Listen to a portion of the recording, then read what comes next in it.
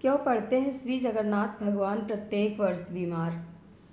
उड़ीसा प्रांत में जगन्नाथपुरी में एक भक्त रहते थे।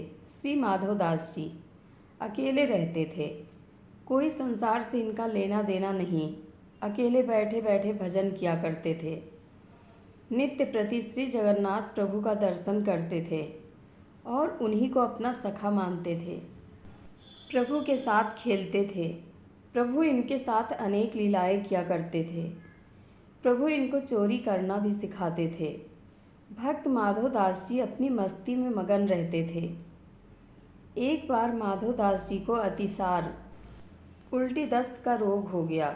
वह इतने दुर्बल हो गए कि उठ बैठ नहीं सकते थे। पर जब तक इनसे बना ये अपना कार्य स्वयं करते थे और सेवा किसी से लेते भी नहीं थे। कोई कहे महाराज जी हम कर दें आपकी सेवा, तो कहते थे नहीं, मेरे तो एक जगन्नाथ ही हैं, वही मेरी रक्षा करेंगे। ऐसी दशा में जब उनका रोग बढ़ गया, वो उठने बैठने में भी असमर्थ हो गए, तब श्री जगन्नाथ जी स्वयं सेवक बनकर इनके घर पहुँचे और माधव दास जी को कहा कि हम आपकी सेवा कर दें। भक्तों के लिए अपने क्या क्या नहीं किया, क्योंकि उनका इतना रोग बढ़ गया था कि उन्हें पता भी नहीं चलता था कि कब मल मूत्र त्याग देते थे। वस्त्र गंदे हो जाते थे। उन वस्त्रों को जगन्नाथ भगवान अपने हाथों से साफ करते थे। उनके पूरे शरीर को साफ करते थे, उनको स्वच्छ करते थे। कोई अपना भी इतनी सेवा नहीं कर सके जितनी जगन्नाथ भगवान ने भक्त माधव दास जी की करी है। भक्त माधव दास जी पर प्रभु का स्नेह। जब माधव दास जी को होश आया, तब उन्होंने तुरंत पहचान लिया कि यह तो मेरे प्रभु ही हैं। एक दिन श्री माधव दास जी ने पूछ ही लिया प्रभु से, प्रभु आप तो त्रिभुवन के मालिक हो, स्वामी हो, आप मेरी सेवा कर रहे हो। आप चाहते तो मेरा ये रोग भी दूर कर सकते थे। रोग दूर कर देते तो ये सब करना नहीं पड़ता। ठाकुर जी कहते हैं, देखो माधव, मुझसे भक्तों का कष्ट नहीं सहा जाता, इसी कारण तुम्हारी सेवा मैंने स्वयं की। जो प्रारब्ध होता है उसे तो भोगना ही पड़ता है। अगर उसको काटोगे तो इस जन्म में नहीं, पर उसको भोगने के लिए फिर तुम्हें अगला जन्म लेना पड़ेगा। और मैं नहीं चाहता कि मेरे भक्त को जरा से प्रारब्ध के कारण अगला जन्म फिर लेना पड़े, इसलिए मैंने तुम्हारी सेवा की।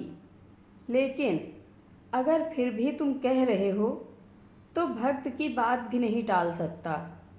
भक्तों के सहायक बन उनको प्रारब्ध के दुखों से कष्टों से सहज ही पार कर देते हैं।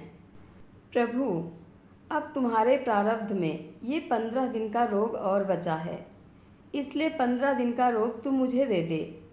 15 दिन का वो रोग जगन्नाथ प्रभु ने माधव दास जी से ले लिया।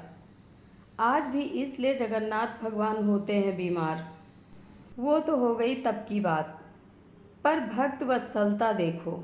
आज भी वर्ष में एक बार जगन्नाथ भगवान को स्नान कराया जाता है, जिसे स्नान यात्रा कहते हैं।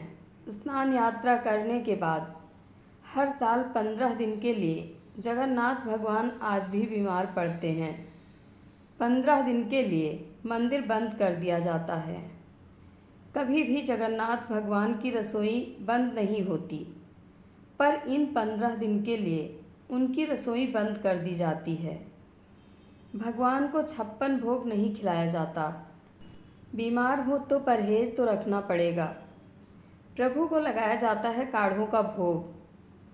15 दिन जगन्नाथ भगवान को काढ़ों का भोग लगाया जाता है। इस दौरान भगवान को आयुर्वेदिक काढ़े का भोग लगाया जाता है। जगन्नाथ धाम मंदिर में तो भगवान की बीमारी की जांच करने के लिए हर दिन वैद्य भी आते हैं।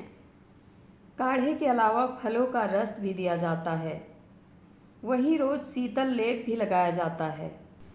बीमारी के दौरान उन्हें फलों का रस, छेना का भोग लगाया जाता है और रात में सोने से पहले मीठा दूध अर्पित किया जाता है। भगवान जगन्नाथ बीमार हो गए हैं और अब 15 दिनों तक आराम करेंगे। आराम के लिए 15 दिन तक मंदिरों के पट भी बंद कर दिए जाते हैं और उनकी सेवा की जाती है ताकि वे जल्दी ठीक हो जाएं।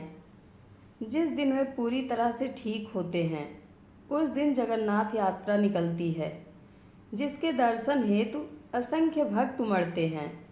खुद पे तकलीफ़ लेकर अपने भक्तों का जीवन सुखमयी बनाएं, ऐसे तो सिर्फ मेरे भगवान ही हो सकते हैं।